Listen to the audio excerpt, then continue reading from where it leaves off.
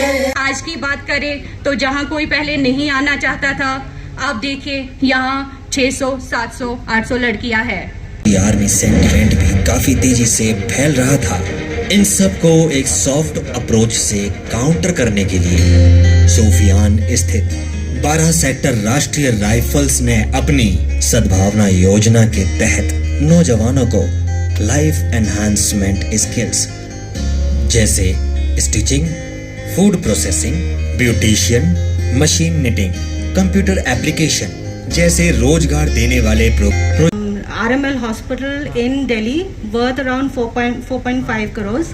It was by chance that I came across a message from a colonel here posted in 12 sector RR that they wanted somebody to train children here.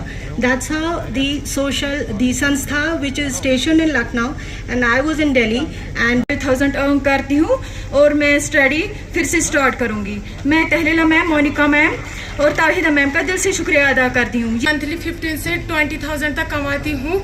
मैं आज independent हूँ तहलीला ma'am और Monika ma'am की वजह से, और मैं इस NGO का दिल से शुक्रिया अदा करना चाहती हूँ, और हम चाहते हैं ये कोर्स आगे भी जारी रहे थे।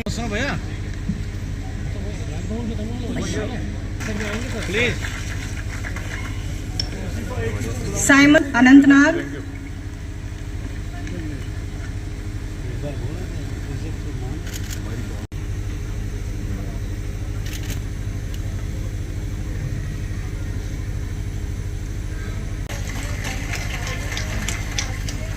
देवियों, सज्जनों और मित्रों, आज आर्मी गुडविल स्कूल बालापुर, सुपैया तथा 5 अन्य सेंटर्स पुलवामा, कुलगाम, बडगाम, पनपुर और अनंतनाग से वोकेशनल ट्रेनिंग समाप्त करके अपने जीवन की नई यात्रा शुरू कर रही सभी बच्चियों को, नारियों को मैं हृदय से बधाई देना चाहता हूँ।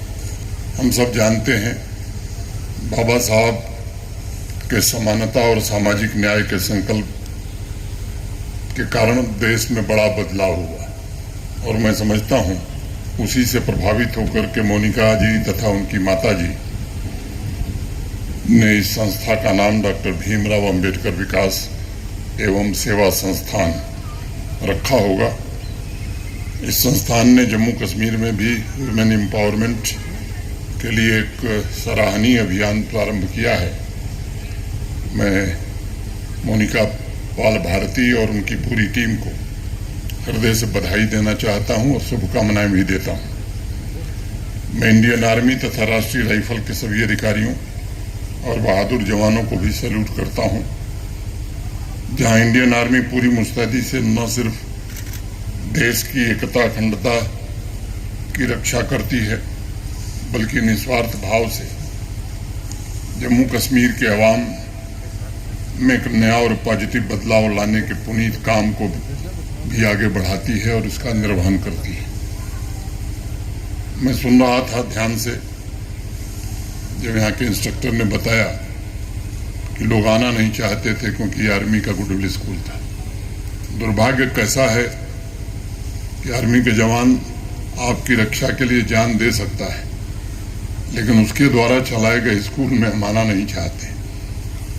इस तरह का एक इकोसिस्टम, इस तरह का एक नैरेटिव जानबूझ करके यहाँ बनाया गया था,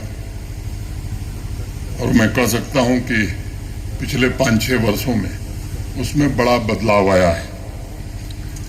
मैं मानता हूँ कि भारतवर्ष में हजारों महापुरुषों की आकाशगंगा में बाबा साहब भीमराव अंबेडकर एक चमकते हुए सितारे थे। जिस प्रकार उन्होंने अपने संघर्ष, त्याग और समर्पण तथा निष्ठा से आज से 7 दशक पहले समस्त सामाजिक और आर्थिक भेदभाव मिटाने का संकल्प लिया था, वह मूल्य आज भी संपूर्ण देश का मार्गदर्शन कर रहे हैं। ईदा अख्तर 122 महिलाओं का सेल्फ हेल्प ग्रुप चला रही हैं और उस पूरे परिवार की मुखिया की तरह सबकी देखभाल भी कर रही हैं। उस दिन मैं कुछ प्रोग्रेसिव फार्मर से मिल रहा था। एक लड़की जिसने कश्मीर यूनिवर्सिटी से MBA किया था, नौकरी भी कर रही थी। नौकरी छोड़ करके वो HADP की 2 प्रोजेक्ट उसने लिया था और अपने साथ साथ 4 लोगों को और रोजगार दिया था। ऐसे अनेक उदाहरण हैं। 2023-24 के वित्त वर्ष में 3.5 लाख महिलाओं को जम्मू कश्मीर प्रशासन ने प्रोग्रेसिव फार्मिंग की ट्रेनिंग दी और मौजूद संभावनाओं से कैसे वो आगे बढ़ सकती हैं इसकी कोशिश हुई।